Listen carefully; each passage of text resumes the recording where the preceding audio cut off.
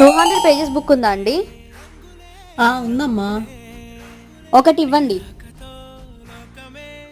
ఇందులో 200 పేజెస్ ఉంటాయా అండి? ఉంటాయమ్మా, కావాలంటే లెక్కే. సరే. 1 2 3 4 5 6 7 8 9 10 11 12 13 14 84 86 87 88 89 200 పేజెస్ ఉంటాయా అన్నారు, 100 పేజెస్ ఏ ఉన్నాయి ఇందులో.